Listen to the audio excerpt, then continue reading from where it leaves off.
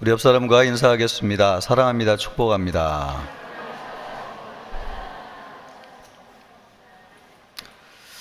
은사에 관한 말씀을 이제 하고 있는데요. 은사는 귀한 것이고 또 하나님으로부터 나온 것입니다. 그러나 문제는 우리가 이 하나님으로부터 나온 거룩하고 존귀한 이 은사를 우리가 이것을 거룩하고 또 하나님의 뜻에 맞게 사용할 만큼 우리가 충분하지 않다는 것이죠. 그래서 이 은사를 어떻게 잘 활용하고 사용해야 될 것인지를 성경이 여러 장에서 말씀하고 있습니다. 마태복음에도 보면은 산상수훈을 예수님이 말씀하시면서 거룩한 것을 개에게 주지 말며 너희 진주를 돼지에게 던지지 말라. 그들이 그것을 발로 밟고 돌이켜 너희를 찢어 상하게 할까 염려하라. 그러니까 진주와 또 거룩한 것을 알아보지 못하는 자에게 줄 때 그것을 훼손할 뿐만 아니라 그것을 준 사람을 오히려 찢어 상하게 할까 함이라, 이렇게 말씀하고 있잖아요. 그러니까 이것을 은사에 대입해서 이야기한다고 하면은, 은사는 하나님이 우리에게 주신 거룩한 것인데 이 가치를 모르면 거룩한 것을 훼손할 뿐만 아니라 이것이 하나님의 영광이 되도록 사용해야 되는데 하나님의 영광을 훼손하게 할 수 있는 위험이 있다. 왜냐하면 그 은사 자체가 잘못된 게 아닙니다. 우리의 직분이 잘못된 게 아니에요. 우리의 교회가 거룩한 겁니다. 여러분, 하나님이 우리에게 주시는 사역 모든 게 다 거룩하고 아름답고 영광스러운 거예요. 그러나 그 모든 것을 우리가 관리하고 섬기기에는 우리는 충분하지 않고 완전하지 않은 것이죠. 그래서 오늘날 왜 하나님께서 이 거룩한 은사를 우리에게 주셔서 또 모든 교회를 막 부흥하게 하고 성장하게 하고 모든 교회마다 막 역사가 일어나면 좋겠는데 왜 이런 것들이 오늘날 희귀하게 보여지는가, 이런 의문을 갖게 되잖아요. 하나님이 주기를 원하시지만은 그것이 오히려 우리 자신에게 유익이 되지 않을 뿐만 아니라 그것을 주신 하나님의 영광을 훼손할 수 있는 위험이 있다. 왜냐하면 이 은사를 예전에 받았던 성도들만큼 우리가 기도를 많이 하느냐, 또 말씀을 그렇게 많이 하느냐, 우리가 또 인격적으로 그만큼 성숙되어 있어 가지고 하나님의 귀한 것을 그 뜻에 합당하게 사용하느냐, 그렇지 않다는 거죠. 많은 사람이 부자가 되면 좋겠는데 부자가 된다고 해가지고 그 돈을 잘 관리하는 게 아닙니다. 그 돈을 가지고 사람들을 유익하게 하고 또 부하게 해야 되는데 오히려 그 돈이 집안과 자기 자신을 파멸에 이르게 할 수도 있고 그것이 오히려 축복이 아니라 저주로 와닿을 수도 있는 것이죠. 영적인 은사도 마찬가지입니다. 여러분, 모든 사람이 좋은 직분을 가지면 좋겠고 또 모든 사람이 능력이 있으면 좋겠고 모든 사람이 사역에 있어서 막 우두머리가 돼가지고 능력과 영향력을 나타내면 좋겠는데 하나님이 다 그렇게 주시지 않아요. 어떤 사람은 사도로 부르시고 어떤 사람은 선지자로 부르시고 어떤 사람은 교사로 세우시고 어떤 사람에게는 능력을 행하는 은사를 주시고 어떤 사람은 병 고치는 은사를 주시고 어떤 사람은 방언을 하는 은사를 주시고 통역하는 은사를 주시고 또 영들을 분별하는 은사를 주시고 다 이렇게 각각 주시는 것이지 이것을 모두에게 다 주시지 않습니다. 그래서 이걸 보면은 우리가 귀한 은사고 하나님이 주시는 너무 귀한 것인데 우리가 우리 자신을 참 잘 준비해야 되겠다라고 하는 것을 알게 됩니다. 우리가 여러분 귀한 것을 사모하는 성도일수록 우리 자신을 잘 준비해야 되겠습니다. 그러기를 주님의 이름으로 축복합니다. 여러분, 하나님이 주시는 축복도 얼마나 귀한 것입니까? 부흥, 물질적인 축복, 건강의 축복, 이런 것들이 참 귀한 것인데 히스기야 왕도 하나님 앞에 응답을 받아가지고 15년 생명이 연장됐지만 그 귀한 것을 잘 사용해야 되는데 그러지 못해가지고 오히려 므낫세 같은 아들이 낳는 바람에 그의 15년 인생이 축복이 되지 않고 이스라엘 역사에 어두움을 가져오는 빌미가 되었습니다. 이런 것을 보면은 우리가 참 하나님, 여러분, 하나님이 우리에게 능력과 기적을 행하실 수 있습니까? 여러분 믿으세요? 여러분, 우리 교회 안에도 하나님의 전능하신 역사가 나타날 것이라고 믿습니까? 그럼요, 동일하신 하나님이죠. 중요한 거는 우리가 그것을 감당할 만큼 말씀을 통해서 다져지고 또 영적으로 성숙해지고 정말 하나님의 영광을 위해서 우리를 절제할 줄 알고 교회를 세우기 위해서 하나님이 주신 모든 은사는 비판하고 죽이기 위해서 우리에게 준 게 아닙니다. 살리고 세우기 위해서 우리에게 주셨어요. 근데 이것을 할 수 있는 사람에게 준단 말이죠. 그런 면에서 우리가 참 우리 자신을 준비하는 것이야말로 너무 귀하고 중요하다. 여러분, 하나님은 이 대한민국도 들어 사용하실 수 있는 전능하신 하나님이십니다. 그러나 이 나라 백성이 준비되어져 있지 않으면 그 복이 우리를 교만하게 하고 파멸로 이끄는 것이지 그것이 우리에게 진정한 복이 안 된단 말이에요. 그런 면에서 우리를 더 낮추시고 겸손하게 하시는 우리 하나님의 뜻에 맞게 더 하나님을 존귀하게 여기고 우리 자신을 낮춤으로 준비하는 우리 모두가 되어야 될 것이라 믿습니다. 그런 전체적인 맥락에서 오늘 이 은사에 관한 말씀이죠. 오늘 마지막이고요. 다음 주에는 또 다른 내용을 얘기하게 될 텐데, 은사에 대해서 이렇게 귀하게 얘기하고 있는 것은 다시 한번 얘기하지만은 은사는 돈으로도 살 수 없고 우리의 희생을 드린다고 해서 얻을 수 있는 거 아니고, 은사는 너무너무 귀한 것이고 성령의 나타나심으로 우리에게 주어지는 것이기 때문에 하나님의 성품과 인격으로부터 나오는 것이 은사예요. 그러니까 여러분, 말씀도 하나님의 인격으로부터 나오는 것이기 때문에 성경이 하나님적인 권위가 있는 것이고, 은사도 하나님으로부터 나온 것이기 때문에 성령으로 온 것이기 때문에 너무 귀한 것이잖아요. 이것을 귀하게 여길 수 있는 우리가 준비가 되어야 된다 하는 것을 이야기합니다. 그래서 이 은사를 사용하실 때에는 하나님으로부터 나왔기 때문에 하나님의 성품의 기반을 둬가지고 이 은사를 사용해야 된다고 하는 것이 굉장히 중요한 내용이 되겠습니다. 그래서 오늘 말씀을 좀 더 이제 구체적으로 보자면은, 교회에서 모든 일을 할 때에 덕을 세우기 위해서 사용해야 됩니다. 우리의 직분도 그래요. 우리의 사역도 그렇습니다. 우리의 은사도 그렇습니다. 교회도 마찬가지입니다. 덕을 세우고 사람을 구원하고 치유하고 회복하기 위해서 하나님이 주신 것을 사용해야 돼요. 물질도 마찬가지로. 그래야지 이것을 파괴하고 또 나를 높이고 상대방을 낮추고 이런 것을 위해서 사용하도록 준 것이 아닙니다. 그런데 우리는 죄에 대한 본성을 가지고 있기 때문에 이기적이란 말이에요. 그래서 하나님의 귀한 것을 받았을 때에 하나님의 취지가 아니라 나를 위해 사용할 수 있는 염려가 있어요. 그래서 여러 번 얘기하는 것은 이 하나님이 주신 은사를 교회의 덕을 세우기 위해서 해야 된다, 이것을 참 강조하고 있어요. 26절 말씀을 우리가 읽었는데 보면은 바울이 고린도 교인을 향해서 이렇게 얘기하잖아요. 너희가 모일 때에 각각 찬송시도 있으며 가르치는 말씀도 있으며 계시도 있으며 방언도 있으며 통역감도 있나니. 여러분, 이런 것이 우리 교회 모임 있다고 하면은 얼마나 감사하고 좋겠어요, 그죠? 너무 놀라운 것인데 뭐라고 권면하고 있느냐? 모든 것을 덕을 세우기 위하여 하라. 그러니까 자기의 능력을 나타내고 또 내 존재를 증명하기 위해서 이런 거 사용해라, 그렇게 얘기하지 않고 교회의 덕을, 모든 일을 덕을 세우기 위해서 하라, 그렇게 말씀하고 계세요. 그러니까 하나님이 우리에게 사역을 주시고 직분을 주시는 만큼 여러분, 이게 너무 귀한 거잖아요. 무엇이 뒷받침되어져야 되느냐? 인격이 뒷받침되어야 돼요. 누구를 닮은? 하나님의 성품을 닮은 인격이 탁 뒷받침되어야지 그것을 통해서 교회를 세우는 역사가 일어나게 된다. 이게 비율상 안 맞으면 안 돼요. 그러니까 하나님이 주신 것은 크고 높은 것인데 내가 그것을 감당할 수 있는 인격이 너무 낮다. 그러면 여러분, 이것이 하나님의 영광이 되지 않고 나에게 유익이 되지 않고 교회에 유익이 되지 않는 거예요. 그러니까 우리가 하나님 앞에 높고 귀한 것을 받은 것만큼 그것을 관리하고 섬길 수 있는 인격적인 뒷받침이 충분히 높아져야 돼요. 높아져야 돼. 그래서 덕을 세우기 위하여 하라. 이 대단한 모임이죠, 사실. 찬송이 있고 말씀이 있고 계시가 있고 방언도 통역도 있으니까요.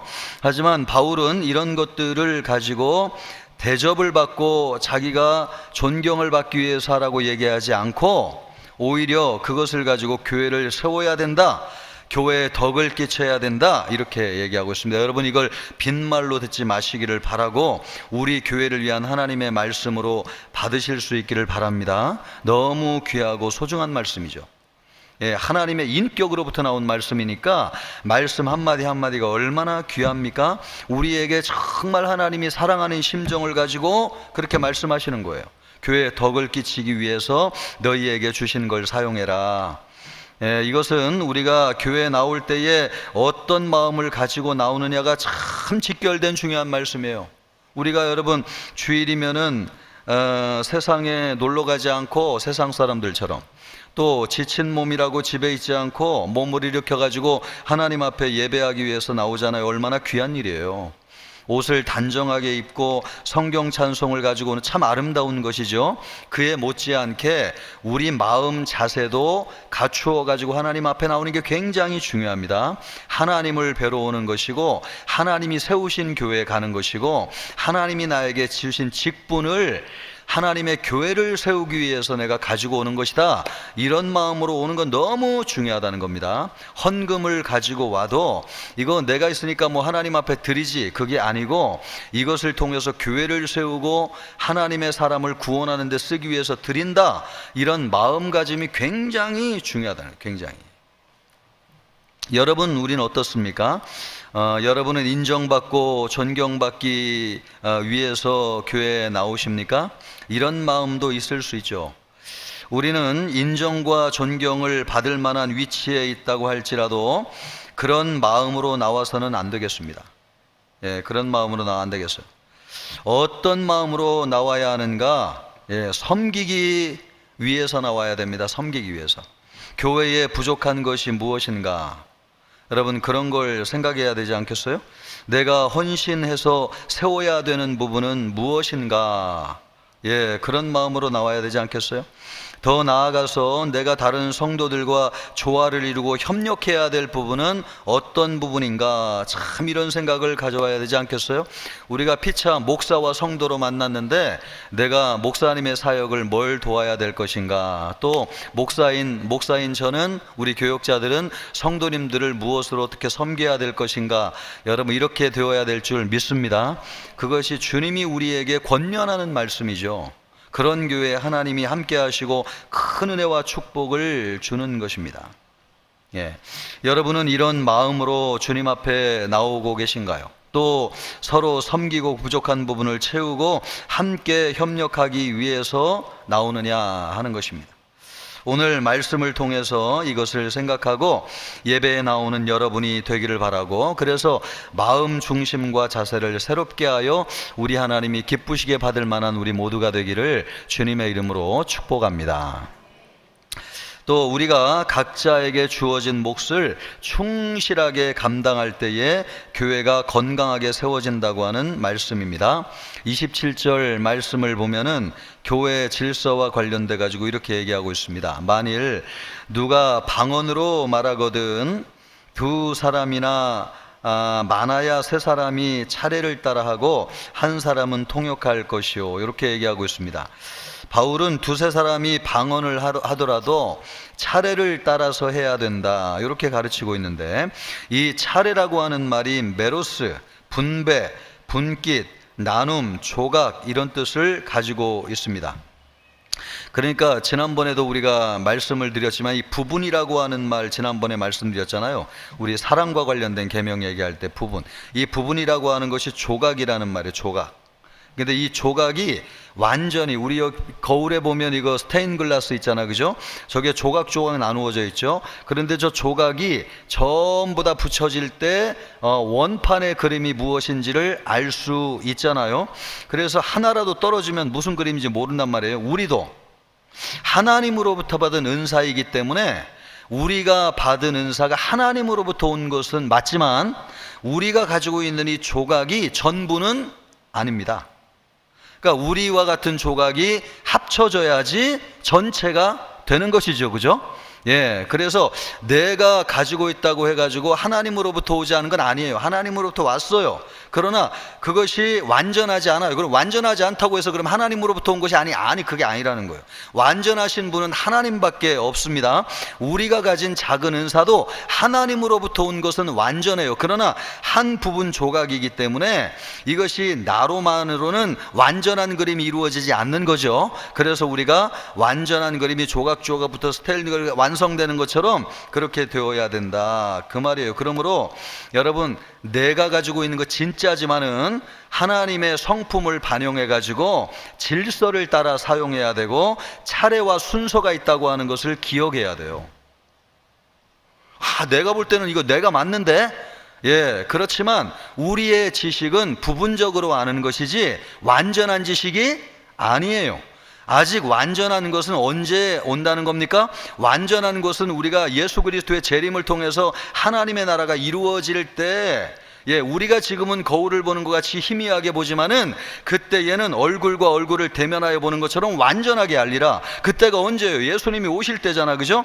우리가 알고 있는 것은 내 지식이 완전한 것 같아도 완전하지 않아요. 사도 바울도 그렇게 얘기하잖아요. 나는 부분적으로 안다, 부분적으로 예언한다. 그러므로 여러분, 우리가 내가 가진 것이 진짜예요. 내 믿음이 진짜입니다. 그러나 완전한 것은 아니다 하는 것을 꼭 기억하셔야 돼요. 그래서 차례가 있는 것이고 순서가 있는 것이고 하나님이 볼 때 위아래가 있는 것이고 여러분, 여러 가지 질서를 따라 사용하도록 하나님이 우리에게 말씀하고 계세요. 그거는 하나님의 성품이기도 합니다. 그죠? 여러분, 성부, 성자, 성령 하나님은 동일하신 하나님이시지만은 성령님은 뭐라고 말씀하고 있습니까? 그가 스스로 말하지 아니하고 오직 아버지께서 들은 것을 우리에게 말씀한다고 말씀하고 있어요. 누가요? 성령님이. 성령님도 하나님 자신이지만 스스로 얘기하지 않고 아버지에게 들은 것을 우리에게 말씀하신다. 아멘이죠? 성령도 그렇게 하시는데 하물며 우리이겠습니까, 여러분?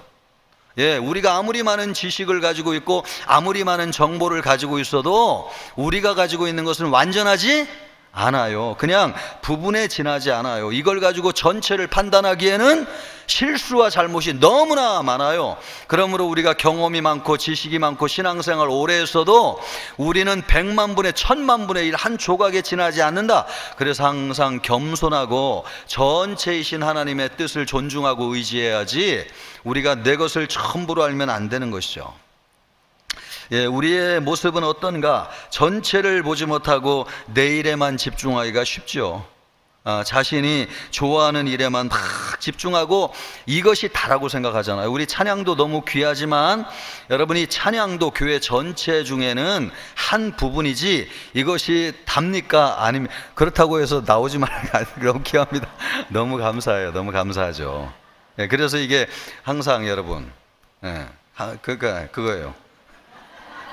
귀해요. 귀한데 전체는 아니에요, 여러분. 그래서 우리가 교회 안에서 나는 막 이런 애정을 가지고 있는데 우리 교회는 위에 이거 안 하나, 이거 있어야지 좋은 교회 되지, 그렇게 생각하지 마세요, 여러분. 예, 내가 가진 것도 진짜지만은 전체 속에서는 아주 일부분에 지나지 않는다, 그렇게 생각해야 돼. 그래서 하나님이 세우신 또 성경적인 더 귀한 가치 속에서 내가 생각하는 것을 바라볼 줄 알아야지, 예, 그렇게 순서와 질서를 따라 그렇게 보아야 돼요. 그래서 여러분, 우리가 우리 자신에게 일에만 집중하면 어떻게 됩니까? 교회의 유익을 가져오지 못하는 거죠. 덕을 세우기가 쉽지 않죠. 또 모든 성도들을 기쁘게 할 수가 없지요.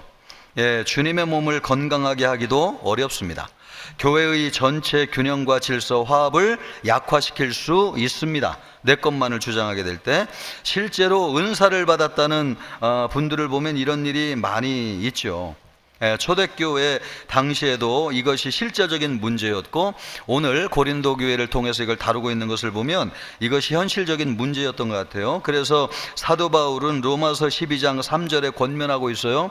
내게 주신 은혜로 말미암아 너희 중 각 사람에게 말하노니 마땅히 생각할 그 이상의 생각을 품지 말고 오직 하나님께서 각 사람에게 나눠주신 믿음의 분량대로 지혜롭게 생각하라. 여러분, 예, 그러기를 주님의 이름으로 축복합니다. 예, 믿음의 분량껏 지혜롭게 생각하는 것이고 우리가 생각하는 것 이상으로 품고 해서는 안 됩니다. 예, 우리가 가지고 있는 생각이 맞아요, 틀리지 아니에요. 그러나 전부는 아닌 거죠. 우리에게 중요한 것은 내가 어떤 은사를 가졌고 또 얼마나 존귀하며 어떤 능력을 가지고 있느냐, 이것도 중요하지만은 아주 중요한 것은 나는 한 몫의 일정한 부분만을 하나님이 나에게 주셨고 나는 그거만 알고 있다 하는 거예요. 그러므로 여러분, 전체를 귀하게 여겨야 될 뿐만 아니라 그렇다고 해서 내가 가진 것을 하찮게 여기면 안 돼요. 내가 가진 것을 귀하게 여기고 잘 내 몫을 감당하게 될 때 전체가 아름다워지고 완성되는 것입니다. 예, 스테인드 글래스가 완성되는 것처럼 우리의 가진 몫이 아무리 작다 할지라도 아유 나는 이거 너무 하찮은 것 같아 이렇게 하지 말고 이것을 귀하게 사용할 때 전체가 아름다운 온전한 모습을 이루게 된다는 것이죠. 그러므로 우리에게 주어진 몫을 잘 감당하는 우리 모두가 되기를 주님의 이름으로 축복합니다. 또 하나 이 권면하고자 하는 것 중에 하나는 은사를 사용함에 있어서 절제가 참 중요하다는 거예요. 절제가 32절 말씀을 보니까요 이렇게 말씀하고 있는데 예언하는 자들의 영이 예언하는 자들에게 제재를 받나니, 뭘 받는다고 말씀하고 있나요? 제재를 받나니. 예, 뭐가요? 예언하는 자들의 영. 예언을 하게 하는 영은 누구의 영이에요? 하나님의 영이고 성령이잖아요. 그 성령이 예언하는 자들에게 뭘 받는다는 거예요? 예, 제재를 받는다는 건데, 아니 어떻게 성령이 제재를 받을 수 있냐 말이에요. 성령은 하나님이신데, 그죠? 근데 여기 지금 말씀이 틀림이 없잖아요. 그죠? 예언하는 자의 영이 예언하는 자들에게 제재를 받나니. 사도 바울은 은사의 사용과 관련해 가지고 중요한 말씀을 지금 하고 있어요. 예, 그것은 예언하는 자들의 영이 예언하는 자들에게 제재를 받는다는 말씀인데, 요 제재를 받는다라고 하는 말이 헬라어로 휘포타소라고 하는 말입니다. 종속되다, 복종하다, 굴복하다 이런 뜻이에요. 우리가 예언의 영을 받아 가지고 예언할지라도 뭐가 우리에게 필요하다는 걸 얘기하냐면 절제가 필요하다는 것을 얘기하고 있습니다. 절제가 필요하다. 얼마든지 또 절제해야 된다. 여러분, 아무리 성령 충만을 받았다고 스스로 통제할 수 없는 경우는 없습니다, 여러분. 왜 이야기를 하냐면은 성령 충만을 받으면 이게 절대적인 것이라고 생각해요. 예, 그런데 성령이 강하게 역사한다고 하면서 절제하지 못하고 이것을 마치 어디에나 막 통용되는 것처럼 하면은 교회의 덕이 되는 것이 아니고 오히려 예언이나 방언이 교회를 세우는 데 사용되지 않고 오히려 그것이 교회를 어렵게 만들게 할 수 있는 거죠. 그러므로 하나님이 주신 것도 절제할 수가 있어야 됩니다. 절제할 수가. 심지어 목회자의 권면이나 권위도 무시하는 경우에, 내가 하나님으로부터 직접 계시를 받았는데 하나님이 나에게 예언을 주시고 능력을 주셨는데 내가 사람의 말을 들어야 될 이유가 뭐냐, 그래가지고 사람들의 권면을 무시하기도 하는 경우가 있어요. 그러니까 성령 충만은 여러분 세상적인 영과 달라요. 아무리 성령이 충만하고 강하게 역사한다고 할지라도 절제가 불가능한 것은 아닙니다. 절제해야 됩니다. 사도 바울이 말씀하는 성령의 열매를 보면은 여러분 성령의 9가지 열매를 기억하시나요? 뭐죠? 제일 처음에 사랑, 희락, 화평, 오래 참음, 자비, 양선, 충성, 온유. 제일 마지막이 뭐예요? 예, 제일 마지막이 뭐라고요? 그게 뭐예요? 성령의 열매입니다. 열매. 성령의 열매 가운데 뭐가 들어가 있어요? 그러니까 절제는 누구로부터 온 거예요? 예, 성령 충만도 하나님으로부터 오지만 성령으로 통해 열매를 맺는 절제도 누구의 성품을 반영하는 겁니까? 하나님이 여러분 감정대로 기분대로 하시는 분이에요? 오래 참으시는 분이에요? 그래서 우리가 멸망당하지 않고 살아있는 겁니다. 하나님이 감정대로 기분대로 하면 우리 불타 없어졌을 거예요 벌써. 예, 화를 못 참고 그냥 하나님께서 진노하시면 그 득시 우리 죽었을 텐데, 하나님만큼 절제하고 인내하시는 분이 없으세요. 우리 지난주에 사랑의 성품 얘기했지만은, 사랑의 성품 가운데 제일 많이 강조하고 있는 게 뭐예요? 오래 참고 인내하는 거에 대해서 얘기하고 있잖아요. 그 사랑은 누구로부터 왔습니까? 하나님으로부터 왔어요. 그래서 성부, 성자, 성령 하나님은 절대적인 하나님이시지만은 절제하시고 인내하시고 참고, 하나님이 다 안다고 다 100% 알지만은 그렇다고 해가지고 아는 대로 우리에게 다 행하지 않으세요, 여러분. 그렇게 하면 우리의 죄가 여러분 견디어낼 수 있겠습니까? 그런데 하나님께서 때로는 예수 그리스도의 십자가로 말미암아 우리의 죄를 눈감아 보시고 간과하심으로 우리를 구원하신다고 말씀하잖아요. 죄가 있어요. 그러네 죄를 간과하심으로 우리를 구원하시는 거거든요. 그러니까 하나님이 안다고 해가지고 다 우리에게 세세하게 일일이 말씀하지 아니하시고 하나님이 참고 인내하세요. 그것이 우리에게 나타나는 성품이 절제이고, 성령을 우리가 받았다고 해가지고 정말 중요한 것은 절제도 하나님으로부터 온 성품이라고 하는 것을 꼭 기억해야 됩니다. 그러므로 하나님이 주신 것을 절제할 줄 알아야 됩니다. 직분도 그렇고 사역도 그렇고 지식도 그렇고 물질도 그렇고 절제할 줄 알아야 돼요. 사도 바울이 성령의 열매 가운데 9번째를 절제를 이야기하고 있습니다. 이 절제도 하나님의 뜻입니다. 하나님의 뜻. 아무리 성령이 충만하고 성령의 열매를 맺더라도 절제가 없으면은, 또 절제가 안 되면은 그거는 하나님의 뜻을 제대로 드러내지 못할 수 있다는 거예요. 절제해야 돼요. 예수님은 하늘로 예루살렘으로 가시다가 사마리아 사람들에게 거절을 당했는데, 그 거절당하는 걸 보고 야고보와 요한이 얼마나 화가 났는지, 주님 우리가 하늘에서 불을 명하여 가지고 이 사람들을 그냥 쓸어버릴까요? 이렇게 했더니 예수님이 뭐라고 말씀하세요? 너희들 왜 이렇게 뭐라고 그렇게 얘기했어요. 그렇게 했어요. 번개의 아들, 번개 뭐죠? 우레의 아들, 우레의 아들이라고. 그러니까 여러분 이것을 보면은 아마 야고보와 요한은 예수님이 병 고치는 은사를 주시고 귀신을 쫓아내는 능력을 주셨잖아요, 전도하러 갈 때. 그렇기 때문에 초자연적인 능력과 역사를 경험한 것이 틀림없어요. 그래가지고 말씀 한마디면은 주님이 하늘에서 불을 떨어뜨려 가지고 이 사람들을 쓸어버릴 수 있다는 것을 알았던 거예요, 몰랐던 거예요? 알았어요. 그런데 예수님께서 그들을 향해서 뭐라고 말씀하시는 거예요? 그렇게 하지 말라고 그랬죠. 너희가 왜 이래 성격을 절제하지 못하느냐, 우레의 아들이라고 얘기하시는 것입니다. 이것을 예수님께서 그들을 꾸짖었어요. 그러니까 예수님은 여러분 다 알고 계시고 얼마든지 능력이 있지만 그것을 그대로 다 행하지 않으셨어요. 때로는 참으시고 인내하시고 해야 될 말도 참으신 적도 많으세요. 아무리 위대한 성령의 능력과 은사도 적절히 절제될 수 있을 때 여러분 교회를 세우고 유익이 되고 덕이 된다는 거죠. 그러므로 여러분 절제할 수 있기를 바랍니다. 직분을 많이 가지신 분일수록, 또 사역의 지경이 넓은 분일수록 꼭 필요한 것은 절제해야 된다. 절제. 절제 없는 은사는 자기의 유익을 위한 도구가 될 수 있습니다. 하나님의 능력을 우리를 위해 사용함으로써 잘못된 결과를 가져올 수 있어요. 그리스의 위대한 철학자 소크라테스는 자제심이 없는 인간은 무지한 동물과 같다. 심지어 믿지 않는 사람도 이렇게 얘기했습니다.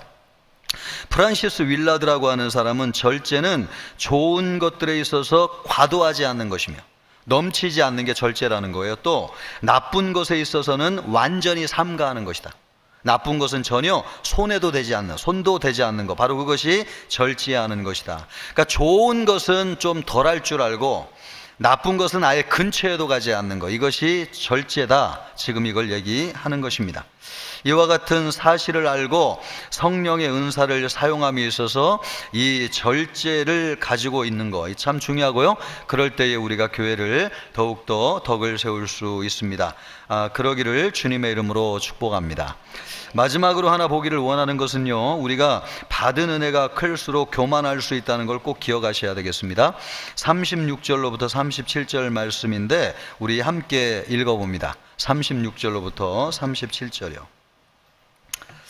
같이 읽을까요? 하나님의 말씀이 너희로부터 난 것이냐 또는 너희에게만 임한 것이냐? 만일 누구든지 자기를 선지자나 혹은 신령한 자로 생각하거든 내가 너희에게 편지하는 이 글이 주의 명령인 줄 알라. 고린도 교회 교인들이 이만큼 높아졌다는 거예요. 이만큼. 이만큼. 사도 바울은 당시 고린도 교회 성도들의 영적인 교만을 책망하고 있습니다.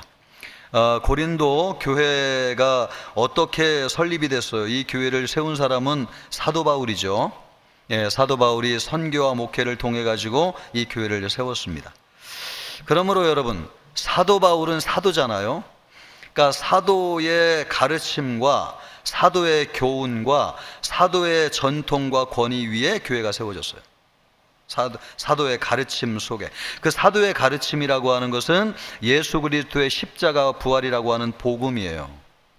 그러니까 이 교회가 고린도 교회 교인들이 잘해가지고 세워진 것이 아니고 사도들이 가르치는 그 말씀의 기초 위에 세워졌어요. 고린도 교회만 그런 게 아니죠. 예루살렘 교회를 비롯해 가지고 모든 교회가 사도적인 가르침과 전통 위에 세워졌어요. 사도적인 신앙과 전통이 없는 교회는 교회가 아닙니다. 사도적인 가르침이 없는 교회는 교회가 아니에요. 그래서 2세기에 교부 이레니우스라고 하는 사람은 기독교인들의 유일한 권위는 사도들로부터 온다, 이런 말을 할 정도였습니다. 그러니까 너희가 선지자와 사도들의 터 위에 세워졌다고 얘기하잖아요. 선지자들의 터는 구약 성경을 얘기하는 것이고 사도들의 터는 신약 성경을 이야기하는 것인데, 이 정도로 우리 교회는 우리 사람의 힘으로 세워진 것이 아니고 예수 그리스도가 세우셨지만은 사도들과 선지자들 터 위에 세웠단 말이에요. 그런데 고린도 교회가 지금 어떻게 하고 있는 것입니까? 심지어 사도인 사도 바울의 가르침을 따르지 않고 있었던 겁니다. 본분을 잃어버린 거죠. 우리는 여기서 아주 중요한 사실을 하나 깨달을 수 있어요.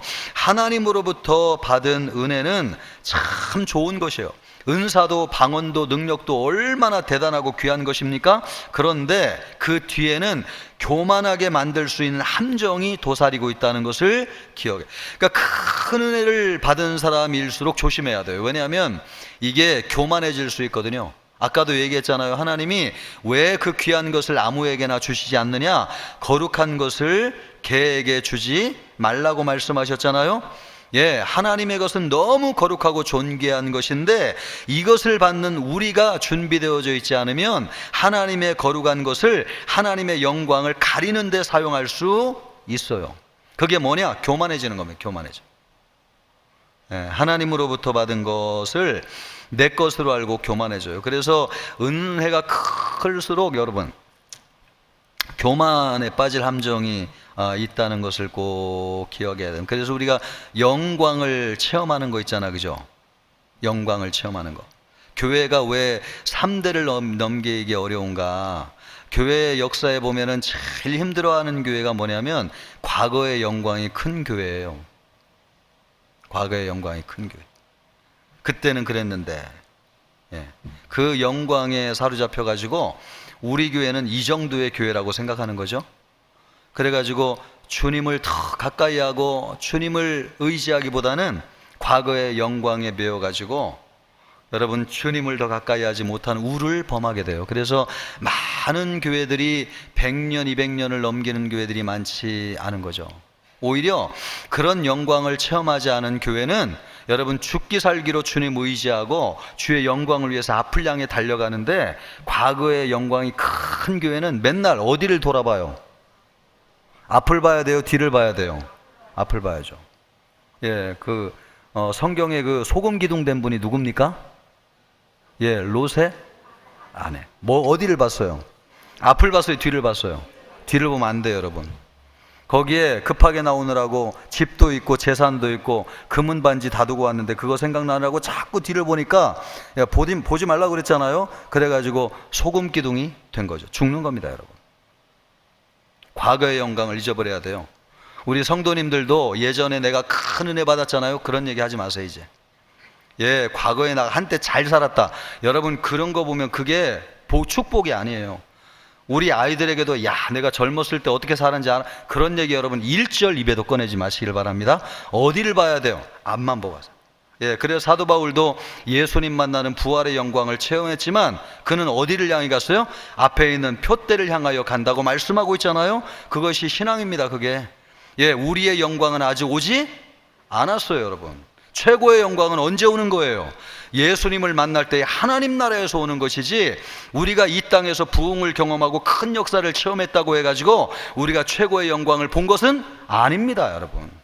그래서 예수님이 변화산상에서 예수님의 영광을 보게 했지만 그 세 명의 제자들에게 뭐라고 해서 이거 얘기하지 마라, 너희들. 예, 진짜 영광은 우리에게 오지 않았어요. 우리 청천교회 역사 여러분 마찬가지입니다. 과거 돌아보지 마세요, 너무. 우리 80주년 하지만은 80주년 그 이상으로 하나님이 역사할 수 있습니다. 아멘입니까? 하나님이 하시면 우리 교회를 통해서 어떤 일을 하실지 여러분 어떻게 알겠어요?